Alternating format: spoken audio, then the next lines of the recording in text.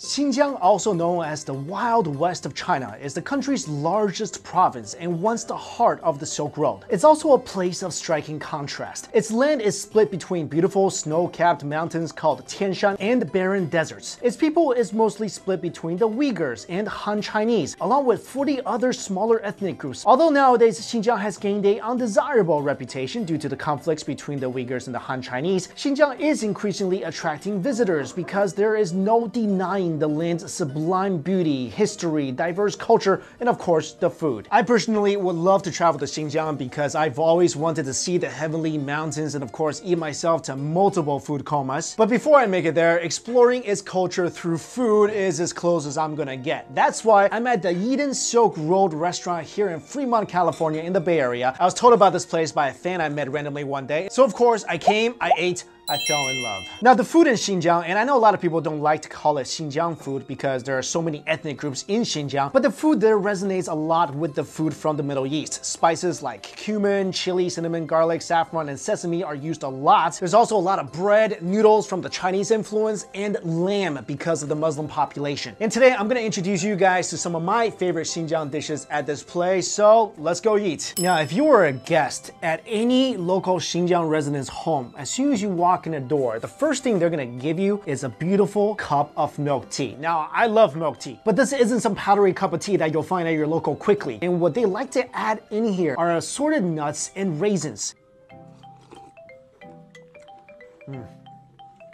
This will definitely be one of the milkiest, smoothest, crunchiest milk tea that you'll ever try. The nuts bring out such a beautiful, fragrant flavor. Must get when you come here. Now this dish, first of all, is just glisteningly beautiful. I mean, this thing could go for like Miss Dish Universe and win. It's got the orange of the carrots, it's got raisins, the beautiful, beautiful lamb shank right on top of everything. Look how juicy that is. Oh my goodness. This thing is just falling apart.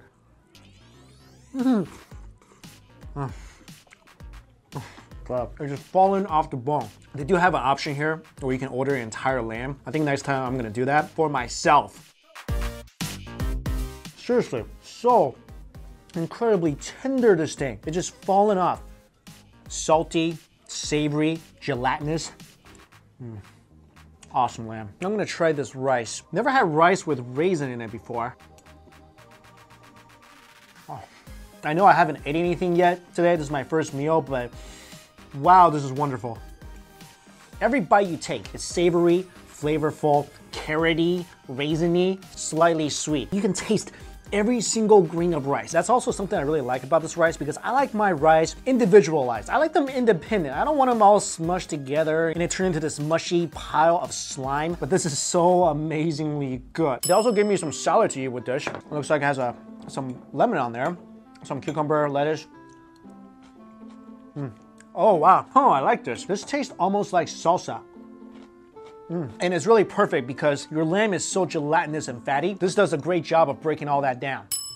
This is one of the heart and soul of Xinjiang food, the barbecue skewers. We have chicken, lamb, and beef. And look at the spices on each piece of meat. These skewers are first marinated in their house special seasoning, and then they're barbecued, and then an additional layer of salt, chili pepper, and cumin is added. There's no gaminess at all. Outside is toasty and charred. Inside is beautifully tender and succulent. By the way, don't eat it like this. This is very barbaric. This is how I would eat this back in China, but I just can't help it. This is like, I'm living out some nostalgia right now.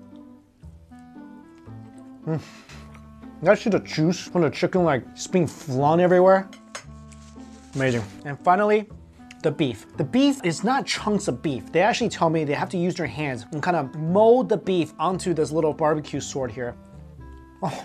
God, that is tender. This basically tastes like an extremely succulent barbecue meatball. The beef might be my favorite so far. This just really brings me back to my childhood in China where I'd be walking around the night market and you could smell these barbecue skewers from like 10 blocks away. That distinct cumin smell is one of the most intoxicating scents ever. Cumin is like the elegant must-have gown for this beauty of food. I feel like the dishes here, they just keep getting more and more lovely. What I love is that they make all the noodles fresh here every single day. Top to bottom, they mix the dough, they roll the dough out, and that whole dough stretching process, that takes skills, man. This is ban mian, and to me, it's just known as la mian. Now, it might look like a fairly simple dish. Trust me, it is not. The noodle texture and flavor is really unique, and it's probably something you never had before unless you're really familiar with Chinese noodles. And before you eat, definitely give this a nice mix. Make sure all the noodles touch this delicious sauce. Tell me your mouth is not watering right now.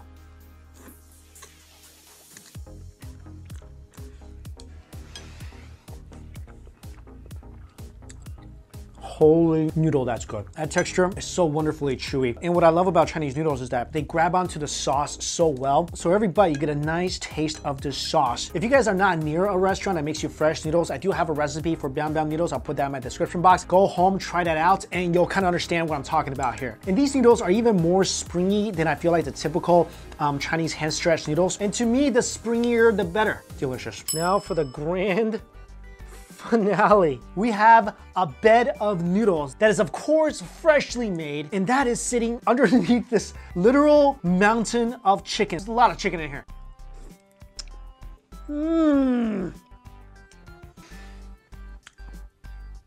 That was literally one delicious noodle. I came in here and I asked for extra spicy, and they're like, well, that might be a little too spicy for me. I'm like, no, make sure you add as much spice as you can. And then they put a ton of spice in there. The chef, Xiaohai, such a great guy, he made sure that I told everyone as a disclaimer that I made this extra spicy. So if you're coming in and if you want it as spicy as I got it, then make sure you tell them, otherwise it's not gonna come out this spicy. But this dish has a lot of red chili peppers, which you're supposed to eat. Just kidding, you don't have to eat those. And the potatoes, when you cook this dish, it's supposed to be marinating in this chicken stock with the chicken, with the potatoes. So if it's done right, it's gonna have a lot of flavor. That flavor definitely went through and pierced through the potato exterior and ended up in its core. So soft and yummy. This chicken is marinated so well. Little sweetness to it, some soy sauce flavor. So tender and nice. And these noodles, oh my God. They're the thicker cousins of the noodles I had before. Again, freshly pulled, super chewy, al dente, delicious. I love the broad noodles better. This is my favorite kind, wide noodles, because they can grab so much of this delicious sauce and just dunk it and bring it to your mouth. That is just a delicious, happy bite. Thank you, I actually forgot, whoever you are, you wonderful viewer. Hope you're watching. If you're watching, thank you so much for recommending this place to me. I've been here 3 times already, and of course, guys, on these food videos, I don't get a single sponsorship for, I don't get paid for. If something's not good, I'm gonna tell you guys, but everything I had today, absolutely delicious. So if you come here, get what I got, and I think you're gonna leave really, really happy and full and about to pass out. So those are all good things. As always, the location of this restaurant is listed in my description box. So guys, go check them out and let me know how you like it. And special thanks to this restaurant because they allow me to go into the kitchen and see how they make a lot of this food, which I really appreciate. Because one thing I love almost as much as eating the food is seeing how it was prepared. So thank you guys all so much here at Eden Silk Road for allowing me to do that. And thank you guys so much for watching. If you like this video, please hit that thumbs up button. I would really appreciate that. So until we eat again, I'll see you later.